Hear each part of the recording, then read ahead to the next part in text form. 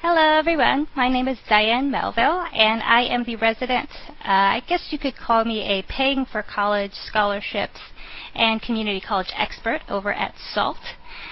Today we're going to talk about paying for college, which is one of my favorite topics to talk about, and I know it's a really weird subject for me to think of as a favorite, but I think there's a lot of misinformation out there. I think that people feel sort of trapped in this area, and I know a ton about it, so I want to share as much of information as I have with you to sort of help make this process a lot easier. Paying for college is one of those things that it's not just about the money, right? It goes way further back. What college you decide to go to, whether or not that degree is going to pay off for you, how do you navigate scholarships, how do you navigate financial aid. So I'm going to try to cram all of that in to this presentation, and I want to try to keep it casual. I'm just going to share my experiences, share my thoughts on these, and then after the presentation there will be a live chat on the SALT sponsor page, so you can go and ask additional questions there. And also at the end of this presentation there will be a survey that you can take, and there's a drawing for a $50 Amazon gift card. So all great things. Hopefully you got your notepads ready. Hopefully you guys are pumped. Congratulations on making it this far. You're about to go to college, and now I'm going to teach you just about everything I know about paying for college. So to start, the way that I want to think about this presentation is, again, I want to move back a little bit, right? I don't want to just jump into what is the FAFSA and what is a scholarship. I really want to get you in the right mindset of like how you think about college. So I'll tell you a little bit about me, my background, what I've done, how I learned all of this stuff, and basically how you can learn about it too. It's not secret information. I want to talk a little bit about the reality of college today. College is much different today than it was 5, 10, 15 years ago. The advice that your parents may know and may have been told may not be super relevant today, although they have the best intentions. And so I want to sort of give a refresher and let you know what the college landscape looks like today and how you can navigate that. We're going to talk about the philosophy of choosing a college, the philosophy of understanding college expenses and understanding what all of these numbers mean. We're going to talk about your major, which is weird for paying for college, but it's actually really, really important because the major you decide to choose and the career that you are looking for and your college selection may not go hand in hand. And then we're going to get into the basics of financial aid. So there's a lot of stuff before we start diving into, what is the FAFSA and what is a financial aid award letter. But trust me, it'll all build up. You'll love it. You'll get it. It'll make a lot more sense by then. And then we'll talk about scholarships, which is, for me, one of the best ways to pay for any unexpected or sort of unmet need that you may have from college. So, about me. So my name is Diane. I grew up in a family where no one had gone to college, so no one really knew how to get into college, how to pay for college. We were fairly financially disadvantaged, and so paying for $10,000 or $2,000 was just as bad as paying for $60,000, right? All of them were equally impossible.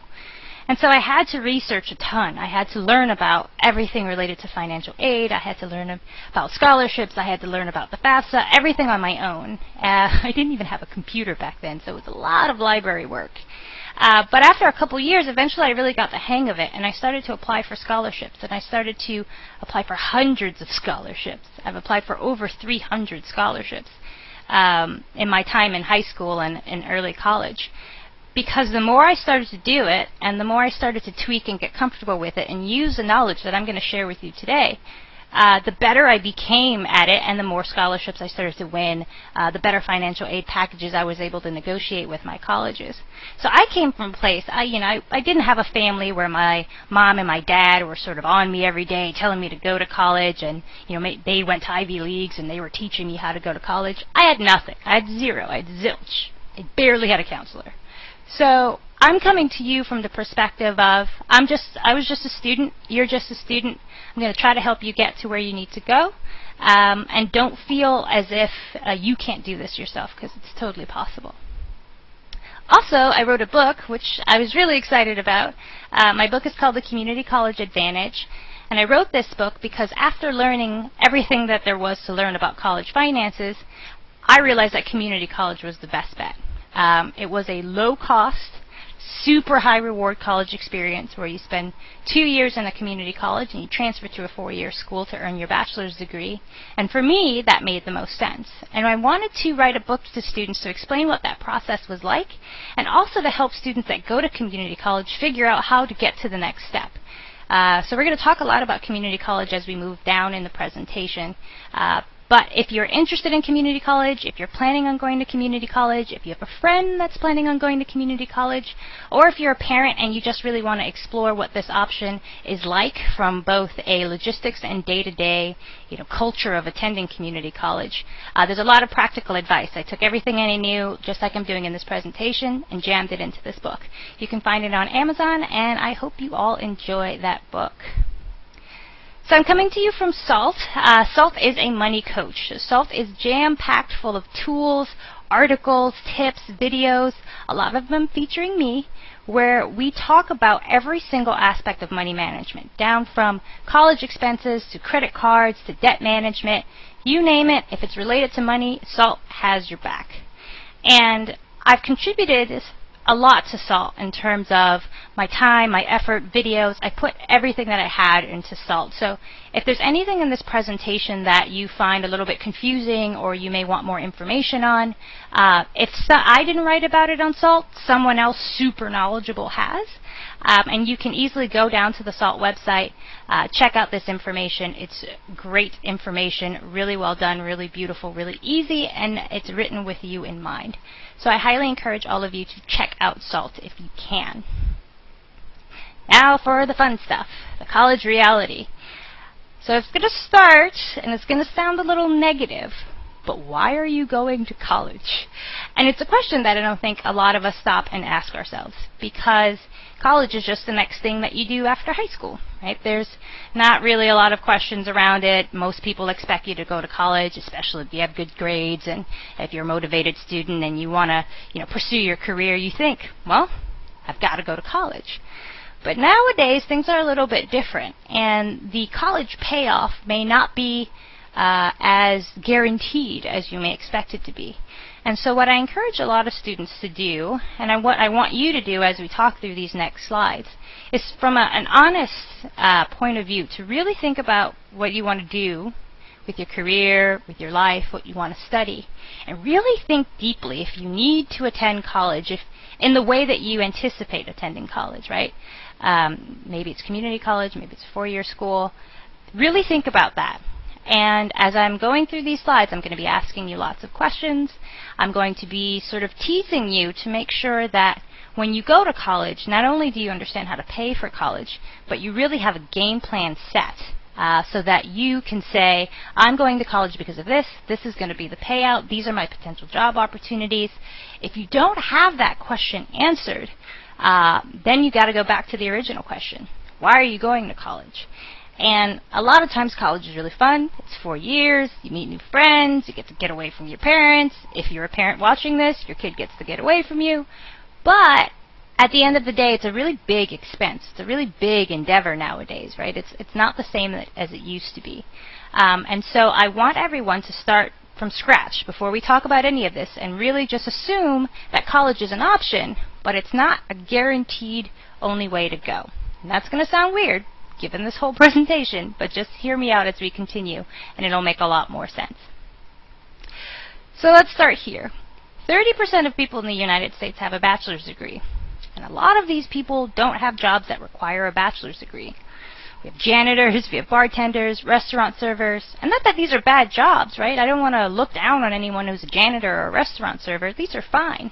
But a lot of these people went to college not anticipating that this would be their end job. And I think what happens here a lot of times is that people will just go, they'll take a major that they enjoy, they'll take classes that they think are fun, they'll graduate and then realize that the skills and experience needed in the workforce they didn't either get or they didn't try to acquire when they were in college. And so the jobs that are available to you are essentially the same jobs that are available if you didn't have a bachelor's degree. And so what I want to sort of get you thinking about is that a bachelor's degree isn't the be-all, end-all. Just because you have one doesn't mean that you're guaranteed anything. Still going to require a lot of work on your time when you're in college to make sure you're getting the right work experience, to make sure you're studying the right things, to make sure you're attending the right college. There's still a lot of effort and work to be done on your part. Not to mention, these 30% of people with that bachelor's degree, just think about how much harder it would be for someone to get a job when there's so many other people with bachelor's degrees trying to get that same job, right? So you're going to really have to still work to make yourself stand out. So don't rest on the bachelor's degree. Don't expect it to work for you. You still have to work for your dreams, and the bachelor's degree is just one step towards making that happen. Now we want to talk about debt. So those 30% of people who are janitors and bartenders and doing things that maybe the bachelor's degree wasn't intended for, or their bachelor's degree wasn't intended for, most likely have a lot of debt. And so when you combine the two, it's a situation that I'm sure you've read about and I'm sure you've heard about, where the student loan debt crisis, as they like to say, is starting to mount up. And so what I want to do for you is I want to try to break this down so that we are really thinking about debt in the right way. So the average student loan debt today is about $30,000. And I hear this a lot where people will say, oh, $30,000? Well, I plan on making $70,000, or my career will earn me $70,000 when I get out, so in about a year or two I'll have that paid off. That is almost never the reality, and it's because of the way that the loan breaks down. It's because of the way that the employment sort of scene is working, where it's sort of a fairy tale. It's much more deeper than that. So with $30,000 in student debt, your loan payment is about $340 a month. And so over 10 years, that's 120 payments. You got your total repaid, you got your debt. So as a whole, you're going to really be paying back $40,000 over a 10-year span. And $340 a month is actually a much bigger number than you would anticipate it being. So let's say you made the average salary of someone who graduated from college, right? Net pay after taxes, depending on where you live. There's lots of... I'll keep this light. So if you live in a state that has state income tax, that could be anywhere from 1% all the way up to 10%. Depending on where you live, these taxes are going to be a little bit different, but I just assume the medium tax rate. So you're going to be bringing in $2,700 a month. Not bad. Factor in rent, let's say of $800 if you live really cheap, you live in a good part of town, or you live with a friend. You've got your utilities, your phone bill, your food, your car, and then you've got your student loans. So what's left for the rest of the month is $15 a day. That's, if you want to go out partying, $15 a day. You see some new shoes that you really want, $15 a day. So it really does limit the scope of what you're able to do. And what a lot of people will find is that, let's say you want to take a job that maybe doesn't pay so much, but it's at your dream company, or it's at a great company where you can work your way up from the bottom. But you're going to have to take a little bit less of a salary when you start out just to get the work experience. That kind of debt makes it really hard to take on those risks, because you have bills to pay. And this bill isn't really going to go away for another 10 years. And so I want you to think about debt as a real beast, right? It's not just a number on paper that you sign today and you can sort of ignore until you graduate from college, and then maybe my parents will take care of it, or maybe I'll get a really good job. It can be crushing for a lot of people, and that may sound really negative, or that may sound bad, but it's something that I want you to consider. This is one of your first big decisions as an adult. And it's something I really want you to consider really deeply and really think about whether or not this debt that you're going to take on is really going to pay back. It's really going to be worth it at the end of the day. And it's not just something, just like attending college, where you sort of check the box and continue moving forward. Now, this is the average salary, $44,928. Remember I said before that the average student loan debt was about $30,000. So most of those kids that went to college, took out that $30,000 in debt and thought they'd be making $70,000, $80,000, $90,000, actually only make $44,000. So now you can see that at $340 a month wiggle room, or with your payment, it's going to take a lot of time to pay that off, and it's going to be there for a long, long time. So every dollar you put towards college I want you to think about how it's going to pay itself off and how it's going to pay itself back. Right? If you put in $1 into college, but you can almost guarantee that you're going to get $2, $3, $4, $5, $6 back in employment or other opportunities, then that's something to consider. But if you don't quite know how that's going to work out, then you may be signing up for $15 a day for a very long time of sort of flex money. Now that's scary. It gets a little bit scarier in that 54% of recent college graduates are unemployed or underemployed. Unemployed means no job. Underemployed means you have a job that didn't require the degree that you have. And that's 54%. So that's more than the majority. So I know there's a lot of optimism, and optimism is awesome. But optimism needs to meet reality at some point. And so optimism is, I'm going to make a ton of money. Awesome. Keep that attitude. Keep working for it. Make a ton of money. But then the reality is that 54% of people don't end up achieving that for whatever reason. It could be the job market. It could be the degree. It could be their own effort and time. There's a number of factors that will play into it. But that's still a really big number. And so when you combine all of those aspects, the average salary being $44,000, the average student debt being $30,000, 54% of students or college graduates are unemployed or underemployed. That scenario means that there might have been a little less thought going into the college plan than would have been required or should have been required. So these numbers are important, and these are numbers that I want you to keep in the back of your mind as you evaluate your college options, as you think about your future career. It's easy to say that won't be me, but you need to think, how won't it be me? What will I do to make sure I don't fall into this category? How will I make sure that I'm not one of these 54%? How will I make sure that I don't have the average salary of $44,000? You need to have a plan, because if you don't, there's a pretty high likelihood, more than 54%, that you might end up in this category. And it's not a very nice way to think about it. It's not a very, optimistic way to think about it. But it's also one of the things that when you're 25, 26, 27, 28 years old, you're going to be really thankful that you did, right? It may dampen the fun of going to college a little bit. But as you become an adult and as you live on your own, you're going to be so thankful that you didn't have a massive load of student debt on your shoulders, because it was so easy to sort of make that decision at the time. And so I always say no to ridiculous amounts of debt. Say no to the amount of debt that you aren't sure how you're going to pay off. Say no to the amount of debt that you're not sure how it's going to apply to your career. And say no to the amount of debt that is far too large for maybe what you plan on doing in the future. Some debt is fine. Well thought through, well planned, well managed debt is fine. But sort of unscrupulous debt, it could come back and it could hurt you in the future. And I've had friends, actually I have a friend who currently has about $120,000 in student debt. He went to NYU. And today he got offered a really awesome job in Germany that he can't take because they won't pay him enough to cover both his living expenses and his student loan payments, which are about $1,200 to $1,300 a month. He's trying to pay it off much faster. So there's this awesome opportunity that he got. This is something that was amazing. It was almost his dream job. And it's one that he might not be able to take because of a decision that he made when he started in college. And I hear time and time again people say, if I could go back, I would not have done it. And so here you are.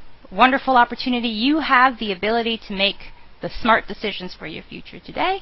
And so let's think about that. And now let's go through and talk about the philosophy. Okay, so we don't want a lot of debt. All right, I got that. I don't want to be one of those 54%.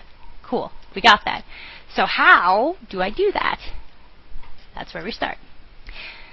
So I want to talk about the way that you choose a college, the way that you think about choosing a college, the way that you evaluate colleges, the way that you'll set up which colleges you're going to apply to and which ones are probably a little bit too far-fetched. First thing we want to talk about are the numbers. What a college costs on paper doesn't mean that's what it's going to cost you. And so there's this idea in people's minds that there's this expensive private college, right? $50,000, $60,000 a year. That's far too much for me to afford. I'll just go to a local state school, or I'll just go to a community college. It's more inexpensive. It's public. Maybe there's state-based scholarships that get you there. But the math is a little bit tricky, and the math may work out in a way that you might not expect.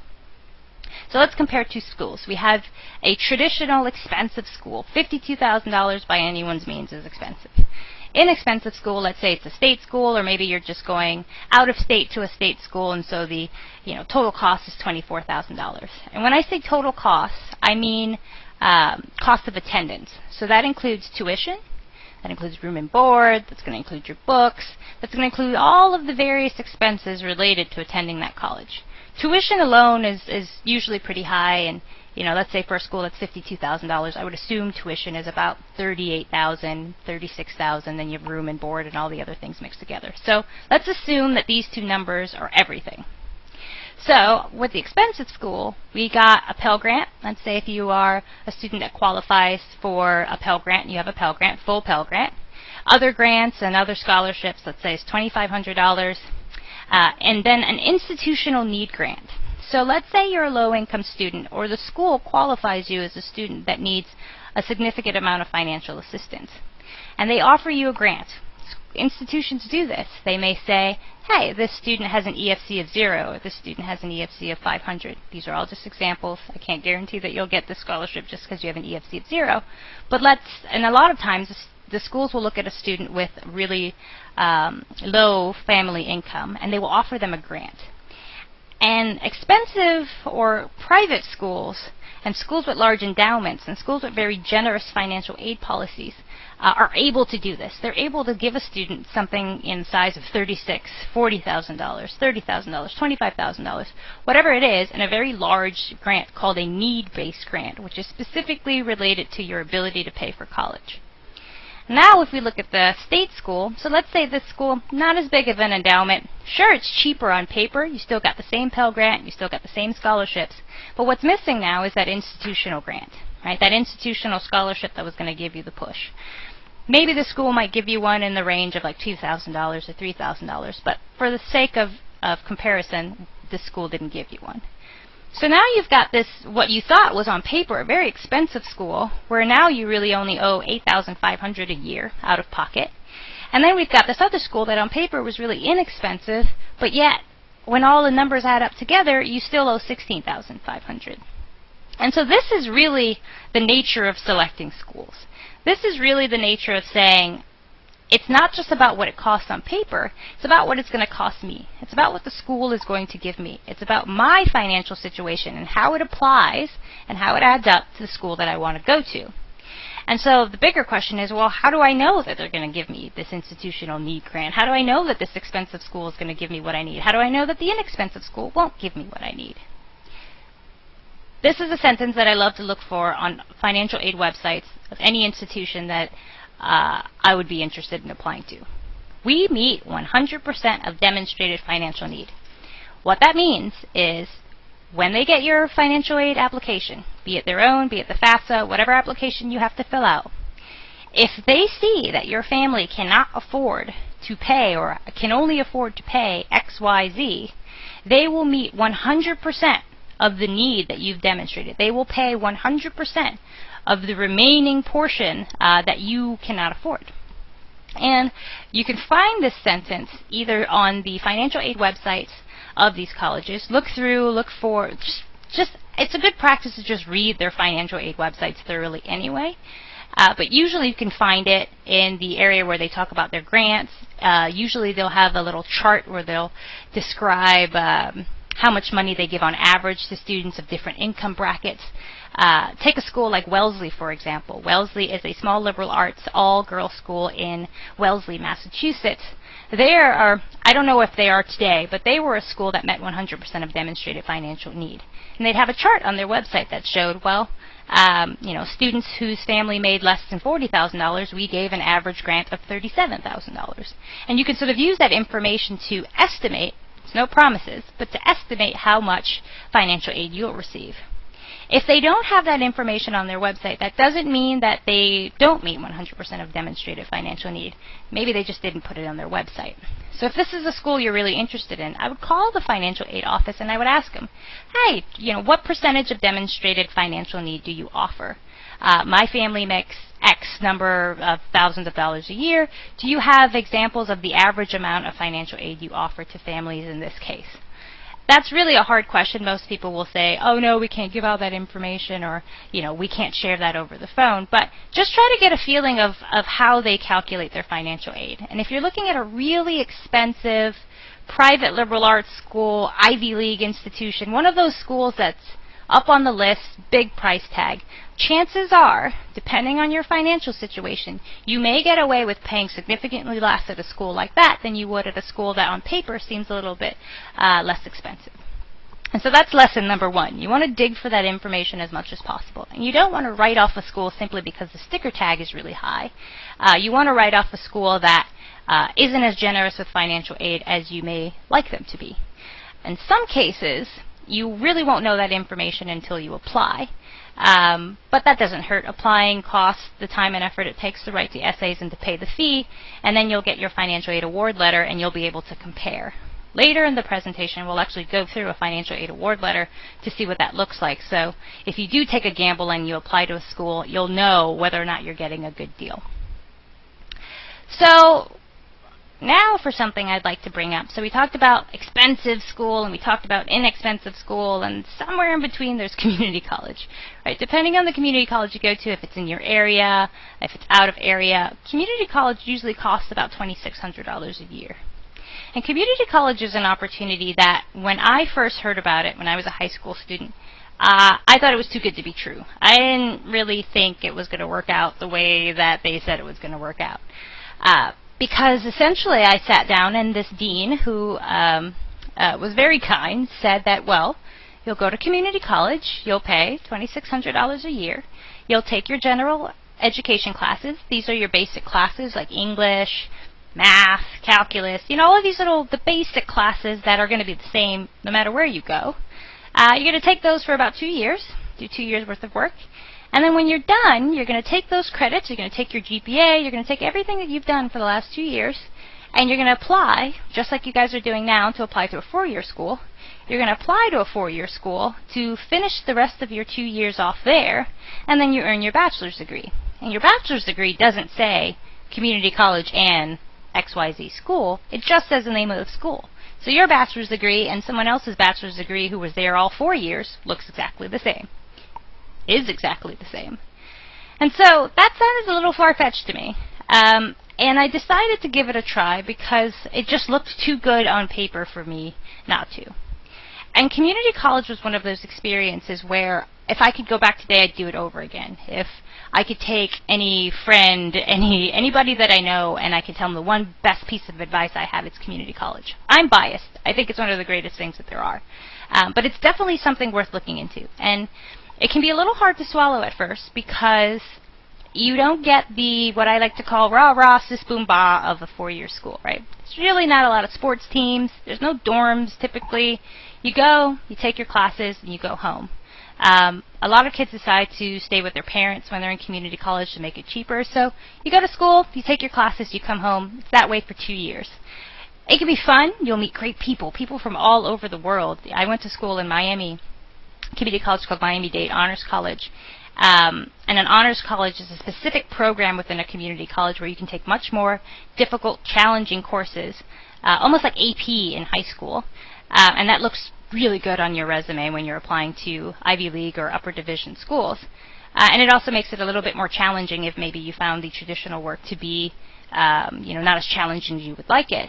So I went to an honors program, and there were kids from all over the world. I've met some of the friends that are still my closest friends today. So you still get that camaraderie, you still get that peer network, but you do miss out on a little bit of wearing the colors and really getting into that college spirit.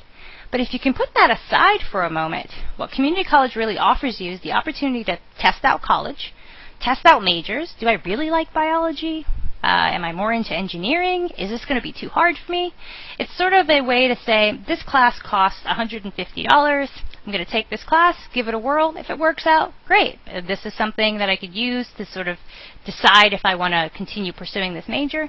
And if it's not really your vibe, you didn't spend a ton of time, a ton of money, and a ton of effort at a four-year institution where you maybe feel a little bit more locked into your major and the program than you would at a community college.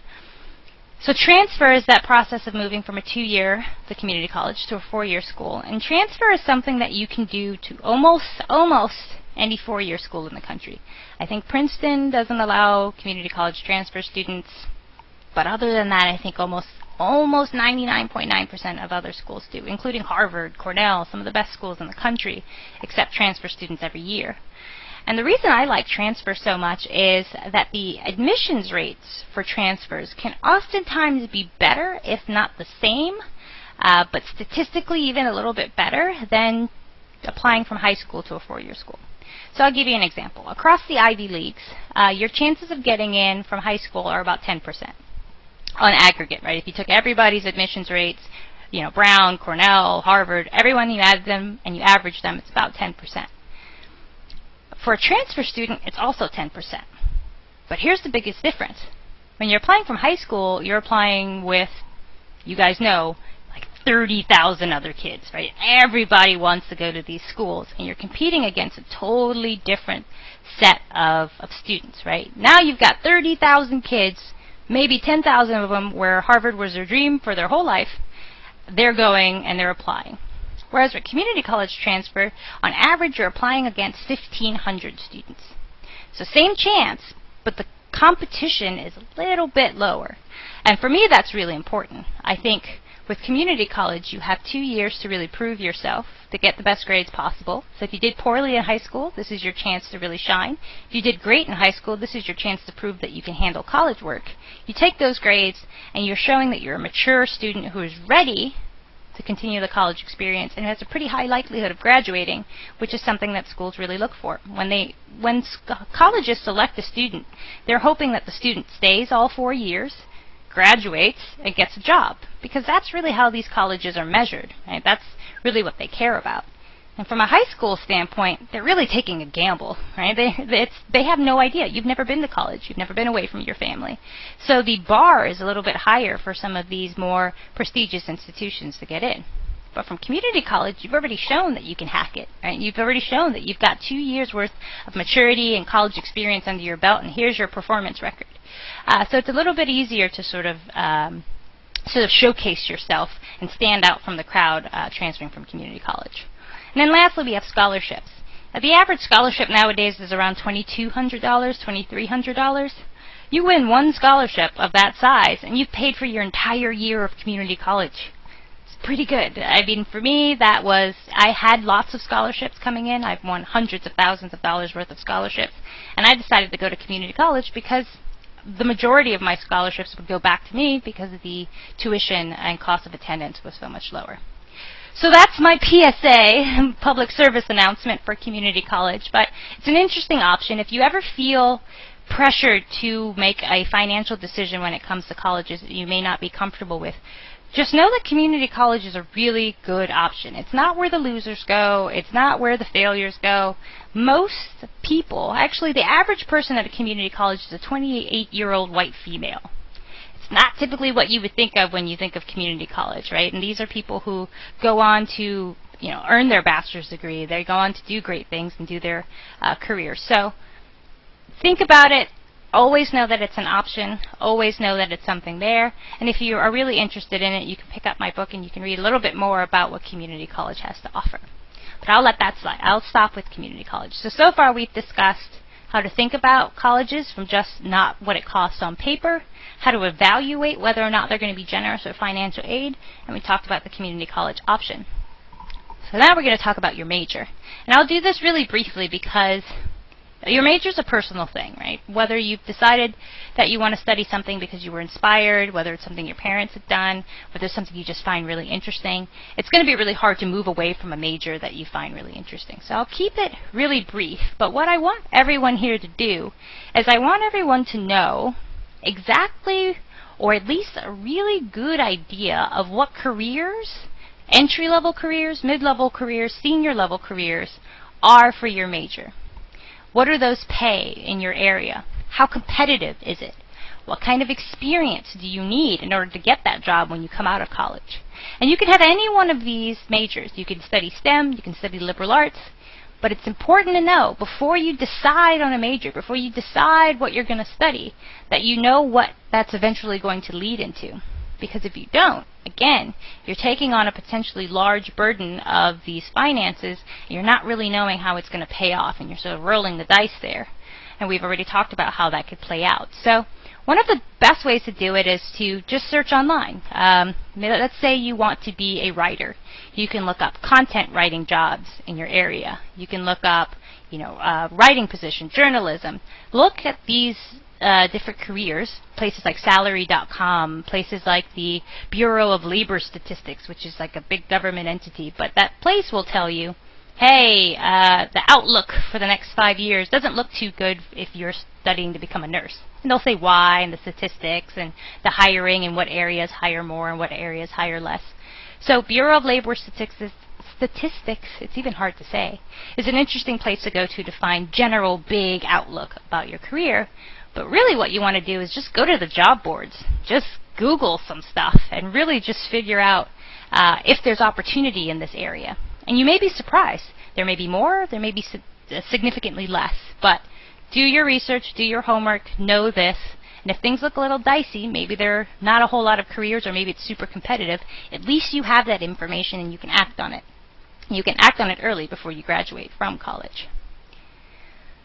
Now we can finally get into the basics of financial aid. So hopefully that whole spiel didn't make you super anti-college, because there are lots of ways to pay for college regardless of what the sticker price is. And so I'm going to go through some of those ways. If you are going to decide, hey, you know what, this college is going to be expensive, I think it's going to be worth it, then what I'm going to tell you now is going to help you pay for it, bring those costs down, and help you really think about the opportunities that you have to make college inexpensive as possible. So we're going to start with the FAFSA. So the FAFSA is the same every single year. This process that we're about to discuss, every single year you're going to do it. It's not really going to change all that much. At the beginning of the year, January 1st, the FAFSA opens. The FAFSA is the FAFSA opens with, I think it's January 1st. Most of you won't have your tax returns and parental information on January 1st. But these are things that you want to start collecting at the very beginning of the year, as soon as you can get your hands on it. And what the FAFSA is essentially financial aid that you're going to get from the government. It can either come in the form of loans, or it's going to come in the form of grants. And when you fill out the FAFSA and you complete the FAFSA online, that information is then sent to the list of schools that you provide. So let's say you want to apply to 6 different schools. In the FAFSA application, you'll say, I want to go to these 6 schools, and all of your financial information will be sent there. It's important to know that financial aid deadlines for the FAFSA at a particular institution may be totally different than the application deadline for admission. So let's say the application is due March 1st. Some schools will actually require the FAFSA a little bit earlier than that. So make sure you understand the deadlines for when you actually need to complete this FAFSA application as soon as possible. So once that information is then sent to the institution, the school then looks at the FAFSA, and they look at any other financial aid applications that you may have completed, and they enter something. It's really complicated. You have institutional methodology and federal methodology, which are just 2 ways to calculate how much financial aid you should get. So all of these numbers get mixed into this machine. School calculates that information, and then they send you something called a financial aid award letter. And the financial aid award letter just breaks down all of the money that they're going to give you, all of the money that's coming from outside sources, be it the FAFSA, be it private scholarships, anything that you've got coming into this institution, they put it down on this little list. And that way you can see how much money you're going to get and how much money you're going to owe. And then January 1st next year, the cycle repeats. So that's actually the easiest part of all of this. Just as soon as you can complete the FAFSA, fill it out, do your research on the FAFSA, go to the FAFSA website. SALT has some amazing information on completing the FAFSA, on tips and tricks for understanding the FAFSA. It's pretty simple nowadays. It used to be much more difficult. But complete the FAFSA as soon as you can, and then just get that information in. That's the easiest one. Step 1, complete the FAFSA. Then we have institutional financial aid, and I won't spend a lot of time here, but just know that there are scholarships, separate financial aid applications, and separate deadlines, there may be, for each of the individual colleges that you're going to be applying to. So be sure to check the college's website, to check the application materials carefully, and if you're unsure, call the financial aid office and ask them, do you have additional scholarships that I can apply for as an applicant to this school? Is your financial aid deadline different than the application deadline? Just sort of ask these questions to figure it out. Most cases it will be on the website under admissions, under the apply and the steps that you need to take. But just know that there may be separate scholarships, separate financial aid applications, totally separate processes for your school. So know that ahead of time, because you could get in a situation where you've completed your application and you've missed applying for financial aid from that institution. And institutional financial aid almost has nothing to do with what the government is going to give you and what grants you're going to get from the FAFSA. Because like we mentioned in that expensive school versus inexpensive school, the school can decide to give you a very large grant or a very large scholarship or a very small grant and a very small scholarship. And that's coming from the school. That's that institutional methodology calculation. That's where the schools decide how much money you're going to need, and the school decides how much money they're going to give you. And so just be sure to check all of the requirements to apply for financial aid for your particular institution. This is an example of what a financial aid award letter looks like. So you'll see that you have each of your awards. You have the Federal Pell Grant, that's coming from the FAFSA. Federal FSEOG, which is another grant, that's also coming from the FAFSA. Institutional grant, if that's there, it may have a name, you know, it may be in memorial to someone, it may be the name of the school, but usually if the school is going to give you a grant, that will be listed there as well. Any money that you're going to get from your state, if your state has any programs or any scholarships available, you'll see that on there as well. Work study, if you decide that you want to work on campus and earn money doing that, and you check that box, that's going to be there as well. And then any loans that are coming from the institution, any loans that are coming from the federal government, they're going to be there as well. And so what's important for you to do is to sort of take a look and decide if this is going to work for you. Now, contrary to popular belief, you don't have to accept any or all of this. So if you want to attend this school but you don't want to do work study, you can say, yes, I accept, but I don't want work study. Sometimes they'll have a box, sometimes they'll just ask you to write out exactly which ones you want. But you can say no to work study, you can even say no to grants and say no to loans, right? So just know that this is sort of what they're offering you, and you can decide what to take. But all of this won't make a ton of sense to you, right? This isn't your job. You're not a financial aid counselor. This isn't what you do all the time. So be prepared to ask a lot of questions. There are no dumb questions. This is your financial future, right? So if you don't understand something, pick up the phone, call the financial aid office of that institution, and ask a million questions. And if you still don't understand what they're saying, ask a million more, right? It's that important. So here are some of the key questions that I think that you should know, whether or not you know these questions or whether or not you need to ask these questions. These are the key questions that I would make sure that I have a really strong grasp on before I would feel comfortable accepting or denying a financial aid award letter. Can my financial aid be reduced? Meaning, is there a certain GPA that you have to keep? What sort of disciplinary actions could cause you to lose your financial aid? Just know what are the circumstances of which you can take my financial aid away. Is any of my aid non-renewable? Meaning, this letter may look good, this letter may work, but next year, what if one of the scholarships they're offering you isn't renewable? So that might bring down your financial aid significantly. So make sure you know which pieces of that financial aid award letter are always going to be there, depending on your performance or depending on other factors, and know which ones may not be there. What are the terms of my financial aid, which is, in general, like, for, let's say you win a relatively large need-based grant, right? If your mom has a better job next year, how much does that change your financial aid? What factors are they really looking at that's really determining which scholarships you're going to get and which grants you're going to get? And know what those are, so that even though they might not change in the future, you will know that if they're going to change, you can anticipate that. And then also, I don't understand X, Y, and Z. Can you please explain it to me? And these financial aid officers are here to help you. And you need to feel confident, and you need to own this decision. You need to own this process, and you need to say, I don't understand this. I need to figure out the answer. Whether you're going to Google it, whether you're going to call someone, whether you're going to work with your counselor at your high school, someone needs to give you that answer. You shouldn't have to feel as though you're going to go into this blind. So again, feel free, parents, if you're listening, ask a million questions. It doesn't matter if you're the annoying parent, ask them, right? Because at the end of the day, squeaky wheel gets the oil. Something really weird like that. But the person who talks the most is eventually going to get the answers that they want. The breakdown of that. So now we get to talk about my favorite part, which is scholarships. So I've won a ton of scholarships. And I've done that through hard work, diligence, over a long period of time. And I've learned some things that will make it a little less difficult for you, that will make it a little bit more exciting for you, and that will help you start from day one with the information that you need to really win some scholarships. So the first step of winning scholarships is you just have to apply for scholarships. And I think a lot of us it's really intimidating, or you think that you won't win or your grades aren't good enough, but you'll never really know until you apply. And I didn't have the best grades. I didn't have the best GPA. I was absent a lot of high school. I really just on paper was a student who was about above average. And I didn't think I could win some of the scholarships that I did. But I tried, and I did. And the moment I won my first scholarship, which was a pretty competitive scholarship that was $1,500 a year for the rest of my education, which for me in 10th grade, that was huge. It gave me the confidence I needed to continue working.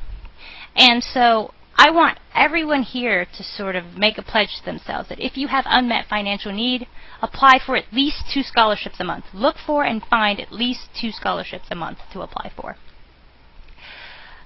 There's no excuse. There's a scholarship for everyone.